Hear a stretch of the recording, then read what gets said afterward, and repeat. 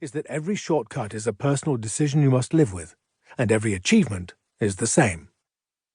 When it comes to climbing mountains, the reaching should never compromise the journey to get there. That's why when I climbed Everest, I did it alone, with no assistance. Not to simply step on the summit, but to see what I was able to endure in my journey getting there.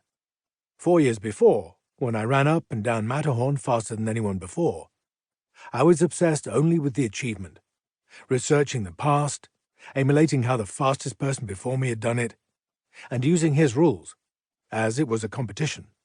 I was racing him. On Everest, I raced myself. When I started traveling far to do a run or a race or a climb, I considered it just a part of the job. But today, I'm questioning how much of that travel is making a negative impact on the natural world I love so much. Does the answer, because that's just how it is, make it okay? In the long run, climbing Everest has likely been a very selfish and absurd activity. But what I understand from writing this book is that the path I have taken to climb it and the encounters I've had on that road have changed the way I see not only the mountain, but also myself, and the connection between humans and nature has made me, I hope, a more committed human with those contradictions. Throughout these pages, I try to explain this journey. In the end, Above the Clouds is not about what I have achieved, but about what I've experienced, about feeling at peace with my values when I do something, and embracing the possibility of change and failure as a reward for my soul. The Farewell. My lips said, "I love you," when what they really wanted to admit was, "I'm sorry." I kept forcing the words out, trying to make excuses. "Don't worry, I'll be careful."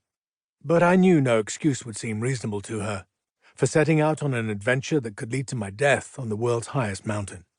Yet I need to climb mountains to feel alive, even if I risk death. I managed to mumble goodbye, with an uneasy feeling that I was being selfish and narcissistic. I definitely am those things. I took my backpack out of the trunk, accidentally slamming the lid shut. Dazed by the sudden loud noise and this strange silence between us, I finally tapped on the back windshield to let her know she could leave. It was early August, but the air was brisk. The scent of the sea filled my lungs. Tromsø is a fishing port on a little island surrounded by fjords and mountains, above the Arctic Circle in northern Norway. For a few weeks in summer, the sun doesn't set. It's always daytime. It's as if time means nothing. Grandparents go out for a midnight stroll, and you can see your neighbors fixing their balconies or tiling their roofs in the wee hours of the morning. A collective drunkenness seems to take hold of the region for a single, never-ending day. But the sun is gentle and never rises high in the sky, doing circles above the horizon, painting it with a thick layer of pastel colors, yellow and orange tones, sometimes flooded with intense red. The airport where I said goodbye to the woman I love lies at one end of the island. As Emily drove away, I blew her a silent kiss. I didn't want to look back, so I walked into the airport, trying to let my eyes dry before I went up to the check-in desk. I was setting out on a journey that would take me to the summit of Everest, aware of the difficulties and dangers that lay ahead. Despite everything, at no point did I reconsider this decision. A few hours earlier, Emily and I had gone for a run together. Taking advantage of the continual light, we went out at night, after dinner, to stretch our legs and clear our minds after a tense and stressful few days of organizing a race for a few hundred runners. In the last few days, the phone calls, car rides back and forth, and hand squeezes had been near constant.